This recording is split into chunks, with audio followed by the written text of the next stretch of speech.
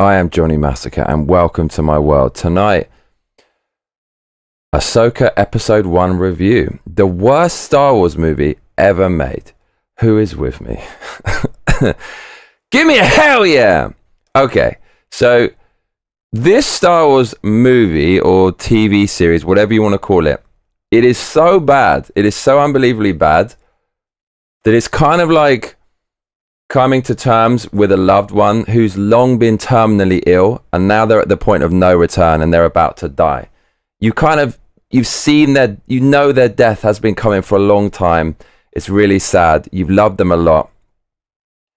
And it's too late for them now, but you're not as sad as you thought you'd be because you've been expecting this moment for a long time. That is what Ahsoka is like. I mean, Star Wars was already dead with The Force Awakens, The Last Jedi, and The Rise of Skywalker. But this is, it's like the death of Star Wars. Disney are metaphorical necrophiliacs. They keep fucking the dead corpse of Star Wars over and over and over again. And they just won't stop. They're absolute perverts. And Star Wars now is so dead, it doesn't even hurt anymore. And it's actually not Star Wars anymore. It's so dead, it's actually like a zombie.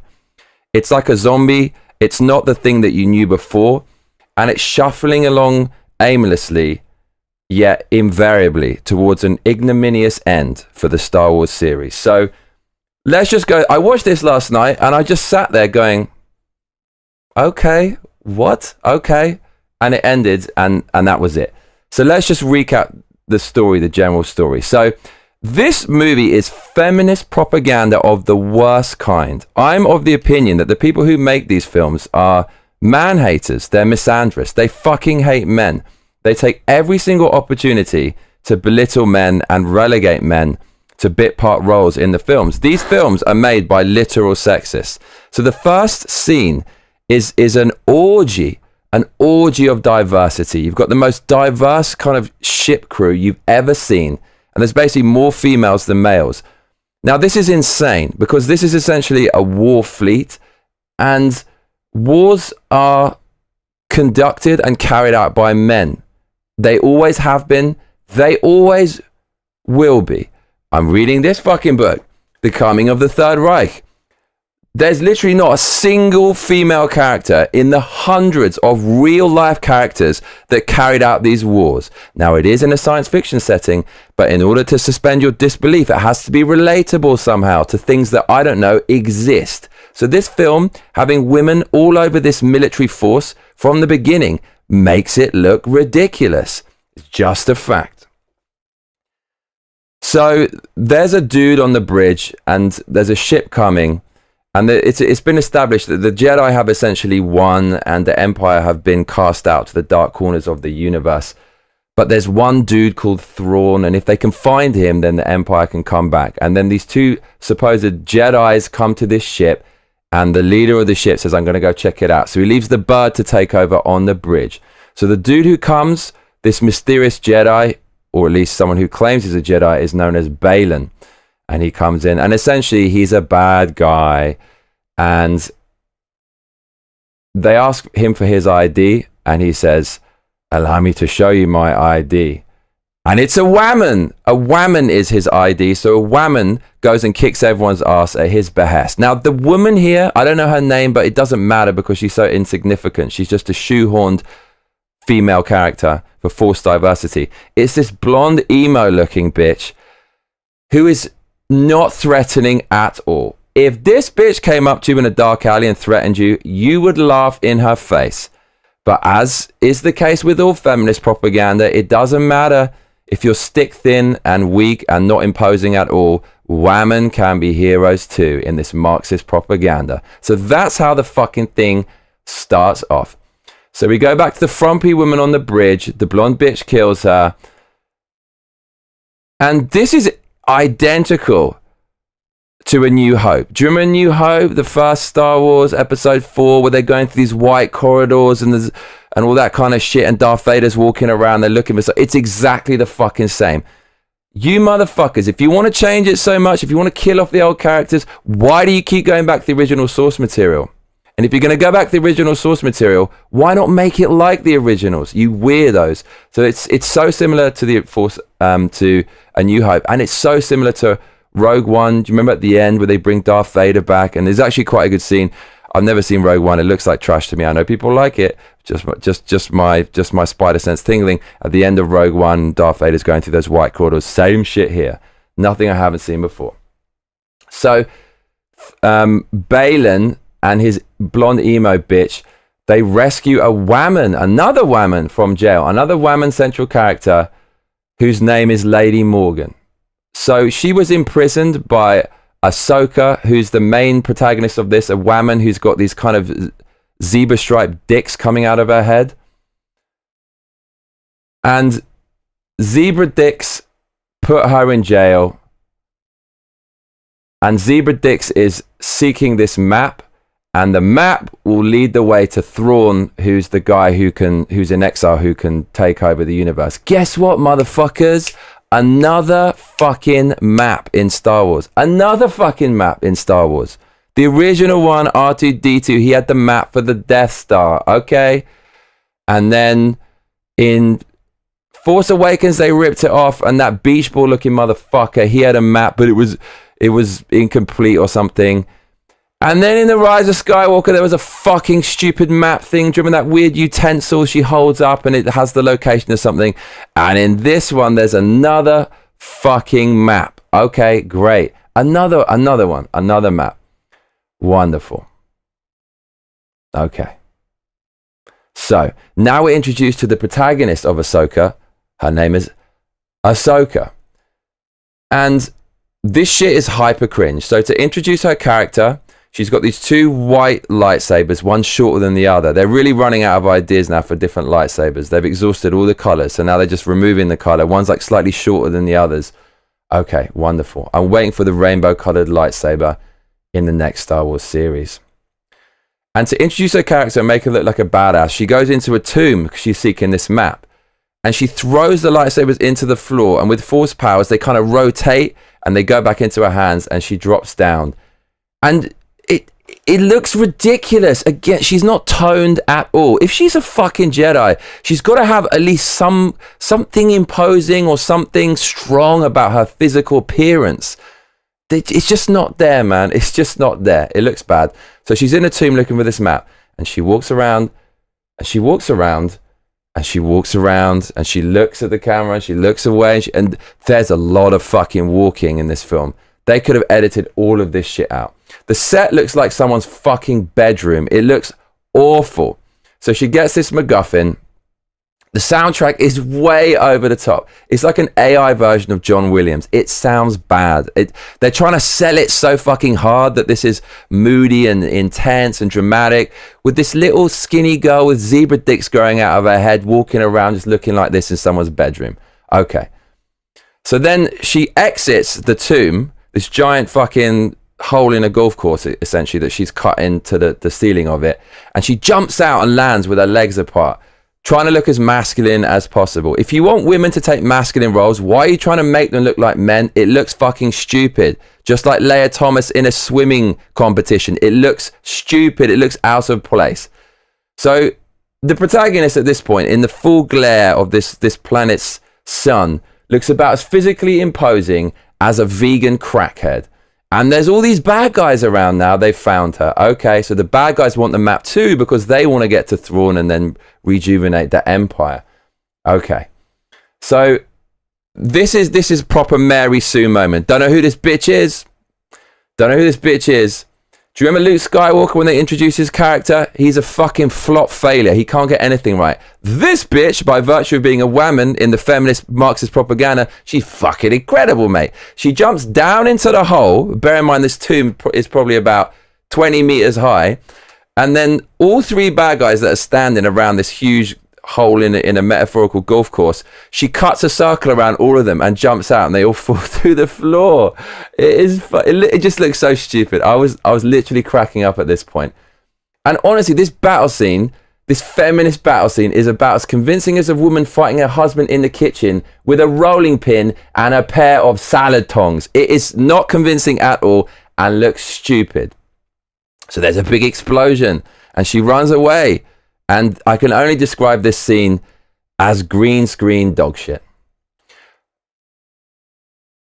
She looks like she's running away from, I don't know, from a spider that she found in the living room that her husband wasn't on hand to throw away. It's not convincing. Again, it's like in the last Star Wars sequels, it's these women running around. Why don't you hire someone physical for the role? The only woman who was suited for this role that Star Wars has ever had post all the good films was Gina Carano, because she was in UFC and she actually could kick someone's ass, fired her for her political opinions. And you wonder why this movie is now a political propaganda vehicle conceived and put together in a leftist echo chamber. Okay, wonderful. So she's rescued by a droid. The acting is dog shit. I could literally have done this woman's lines in one take all throughout the film. So she got the map to find the bad guy, and she got it without a scratch, of course. So again, this is similar to the beach ball from Force Awakens. It's just a smaller beach ball now that doesn't move around. Same as A New Hope, same as Rise of Skywalker, same as all the other Star Wars movies you've seen before. But the map's incomplete, same as before. They have to work out how to read this map. Now, the woman, of course, is a disagreeable boss woman, like all the bitches in this film. She said, I don't follow standard Jedi protocol. Okay, all right. Yeah, when did Luke Skywalker ever say that? The best fucking Jedi in the history of the world. But no, your political propaganda has to turn your movie into just a forced piece of dog shit. Okay, wow. Disagreeable woman boss diversity hire, number 1. Or number 3, probably at this point in the movie. So then we have some X-Wing fan service. Just throw a sprinkling of X-Wings in there to try to pique the interest of original Star Wars fans who are now taking a giant rainbow-colored diversity shit all over. Fuck you, Disney. No, I will not enjoy this film just because you put a fucking X-Wing in there. Fuck off, Disney. So now we're back on a ship and we're introduced to another woman with dicks growing out of her head, except she's green this time. Okay, wonderful. I think her name is Hera Syndulla, and she's the female revolutionary leader, man. Wicked. Lenin is now getting a zombie boner in his grave. Now we got this green bird, and she has a nice ass though. I mean, what the fuck am I watching at this point? Seriously, what the actual fuck am I watching? What is this? Women ruling the universe. This honestly comes across as a vehicle for Kathleen Kennedy's vicarious fantasies of dominating George Lucas.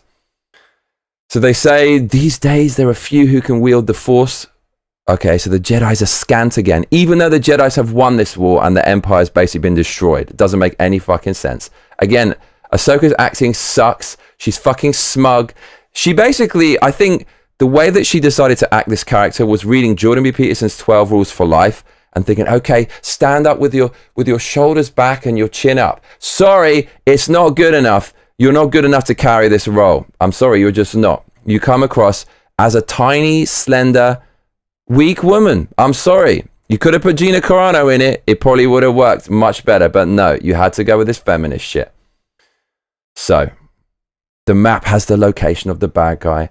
Thrawn. 2 women plotting to save the galaxy. When the fuck has this ever happened in history? 2 kind of female war leaders plotting to save a country or a world. Probably not for about 700, 800 years. It's extremely rare, this kind of narrative. It's usually played out by men in wars, and that's why this is not working. Fact. Okay, so the map is locked. They can't read it. You know who can help with the map? And at this point, I hadn't found out yet, but they're trying to work it out. And I thought to myself, I wonder if it's another woman. Who's going to unlock the map.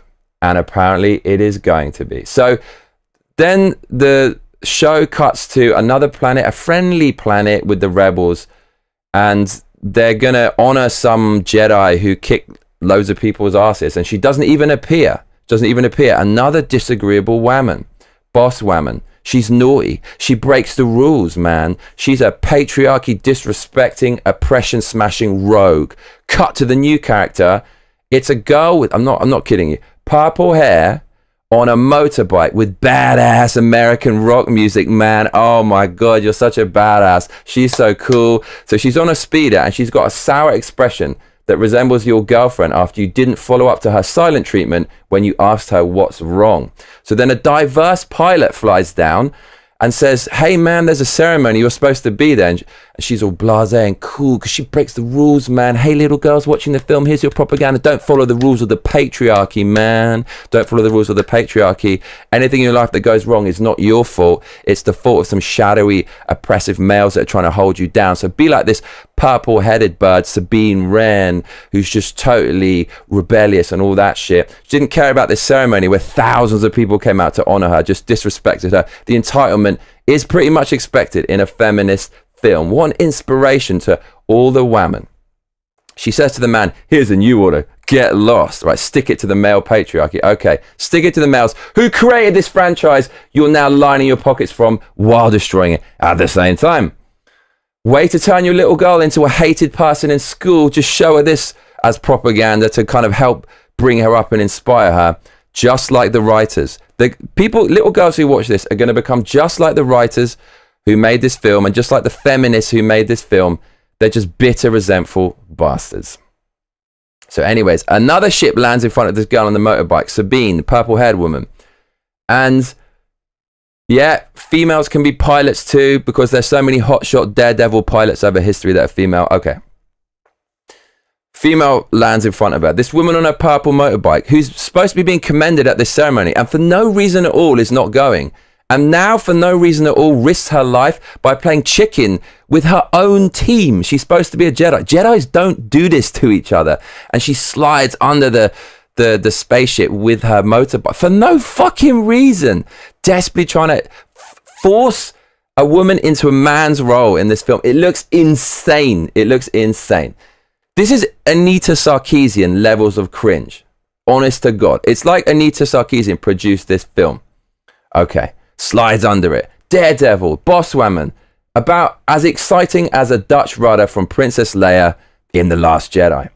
Okay. So the next scene. Purple-haired bird, Sabine. We're in her apartment. Man, she's such a badass. There's an orgy of evidence she's a badass. She's got cowboy boots on, man. Wow, and she lives in such a relatable shack. She's got a really messy life. She's so cool, just like me with my messy apartment.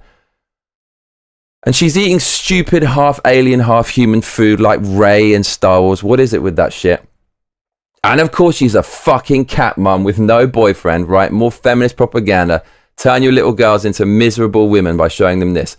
The Force is female. Do you remember that? Kathleen Kennedy wearing the Force is female t-shirts. She spelled it out. She spelled it out.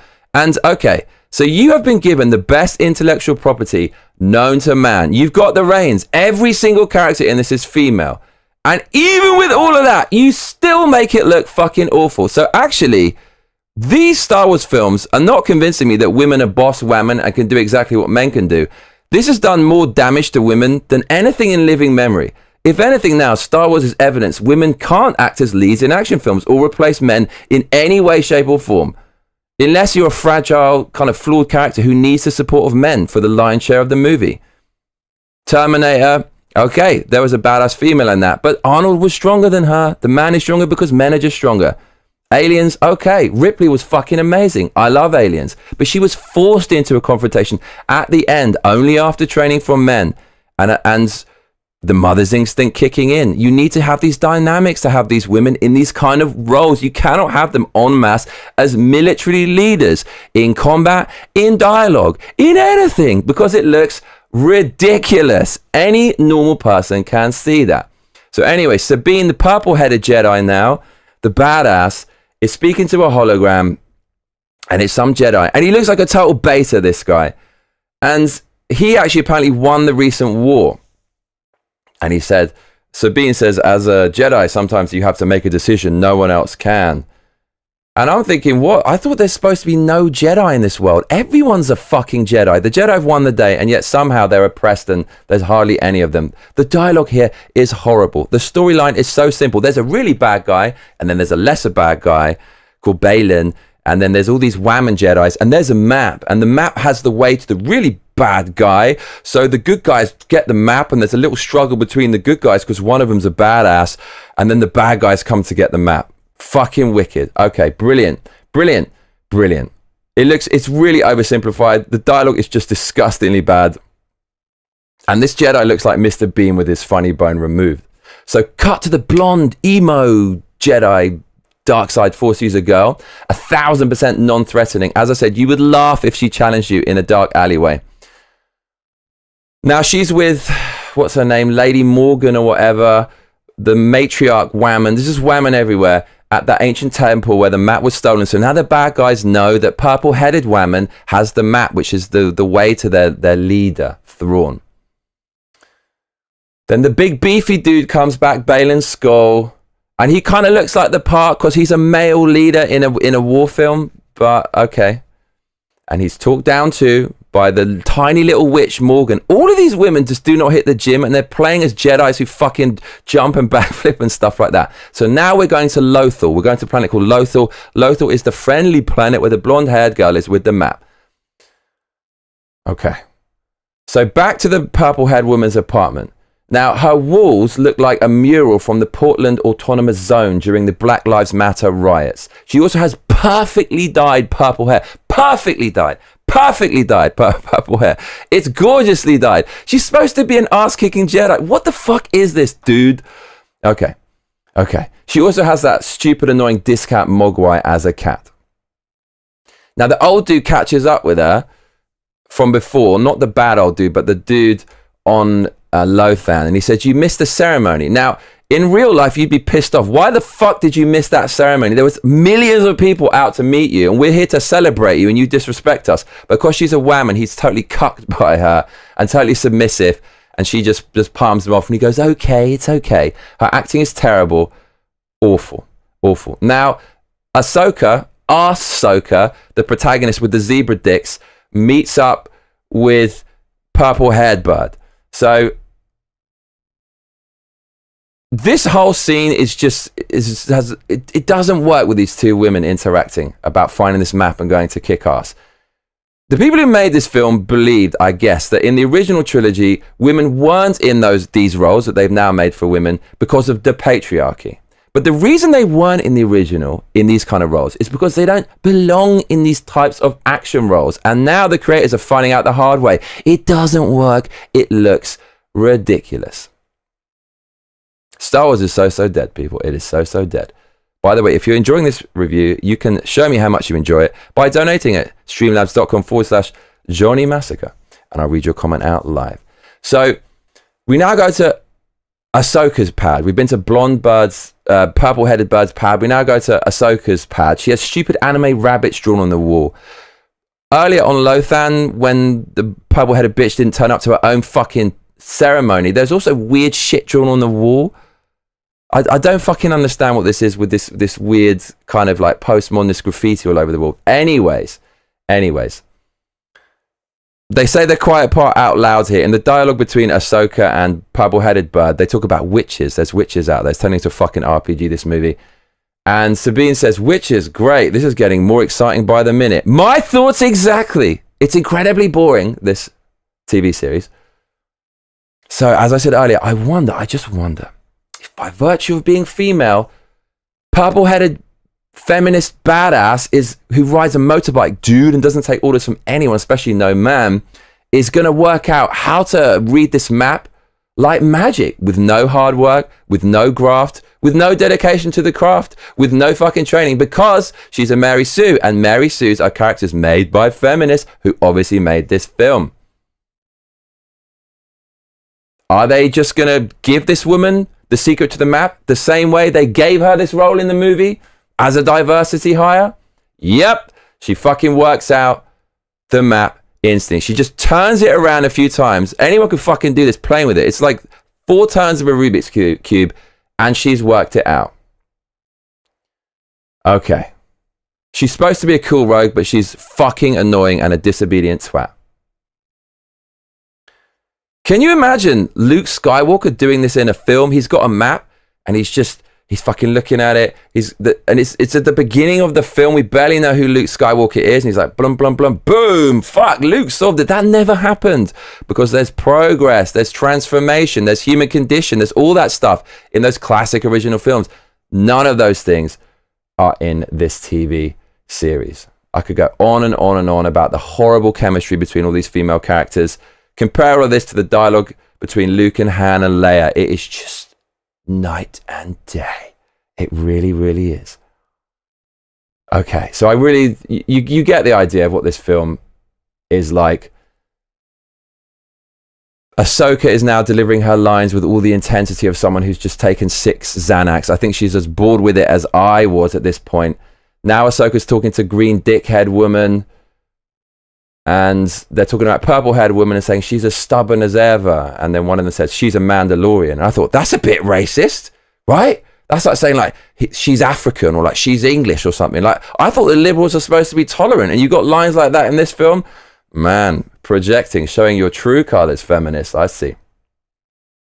So there's some backstory. Apparently, Ahsoka has been trained by Anakin, and to try to make things compelling here, she talks about walking away from Anakin and walking away from the Jedi and walking away now from the purple-headed bud. I just don't give a shit. I've known you for 5 minutes. I know nothing about you. Your acting is bad. You're miscast. I just don't care. I'm not invested in this story at all. So she works out the map, and then the bad guys are there again. Just like they were magically there before with Ahsoka, now they're here again with purple-headed bird because the story requires it. And the blonde bird is there. The blonde emo bird. Okay, wicked. Okay. Right. So now you get this final confrontation. This is supposed to be the dramatic part. This is supposed to be the Darth Vader cutting off Luke's hand cliffhanger with Han Solo frozen. And it's extremely, how to even describe it? It's just nothing. It's just nothing. I don't even care 0.1 microns of a percent. I don't care 0.1 micron of a percent about any of these characters. And now when they confront each other, I'm supposed to be invested in it, coupled with the fact that they're completely non-threatening vegan crackheads. Okay, so you got the blonde girl, and she says, we've been looking for this, the map. And then the purple-headed girl says, that's too bad. And the blonde woman does this slow walk that's supposed to be menacing, but it just doesn't look intimidating at all. It's horrible. I'm going to show... It's so unbelievably bad. And then they have a lightsaber fight, and it's 2 women having like a fucking like pillow fight, it looks like. It's so bad. I got this one little moment just to show you how bad this lightsaber fight is. Look at the part where the blonde bird does the pokey with the light... with a lighter, like holding out a spoon or something, or like holding out a plate for some birthday cake. That's her attack. Look at this. Right, get ready for the pokey, y'all. Look at it. Here we go. Get ready. Ooh, oh man, I love it. I love it so much. Then at the end of this, the blonde bird impales the purple-headed bird. And I haven't seen the second episode, but I know already because people are complaining about this online. In the next episode, because Mary Sues are invulnerable, is one of the classics, probably the most classic trait of a Mary Sue. Even getting impaled doesn't kill you, so she's okay. So that means in this TV series, because the creators are so beholden to their feminist ideology, they have ripped out any potential for drama or tension or suspense in the entire TV series by making it so that no one can die. So that means that in every single scene going forward, you know that the main characters can't die, and so there's no tension and you don't worry for what's going to happen to them. They completely destroyed it in the first episode, but Mary Sue's can't be hurt, proving this is a feminist propaganda vehicle. So this happened in the last one in Obi-Wan. Do you remember that diversity hire? I can't remember her name, who got stabbed and then she's okay. Same in this one. What fucking retards are making this? Give me the reins to the production of this film. I will fire all these diversity hires immediately, and I will hire people on merit only. Doesn't matter if you're male or female. The only thing that matters is if you're good, you love Star Wars, and you're suited to the role. That is it. And I will make you the best fucking Star Wars movie you have ever fucking seen. I guarantee it. Anyways, Ahsoka, absolute dog shit. The worst Star Wars movie ever made. It's not even Star Wars anymore. This is something else. They're just putting the name on it. And that's it. So I hope you enjoyed today's review of Ahsoka. I've got episode 2. Do I need to watch that? I don't think I am. I don't think I'm going to watch that. But I was just kind of curious to see how bad it was. All you have to do is look at the trailer for this. All you have to do is look at the trailer to kind of to see how it's just feminist propaganda. So here's the trailer. War is inevitable. One must destroy in order to create. We are no Jedi. So this is kind of false propaganda, right? Not propaganda. This is false advertising. So they make it look kind of masculine because this is how it should look, right? In a war scenario. Look at this. Women. So there's the women.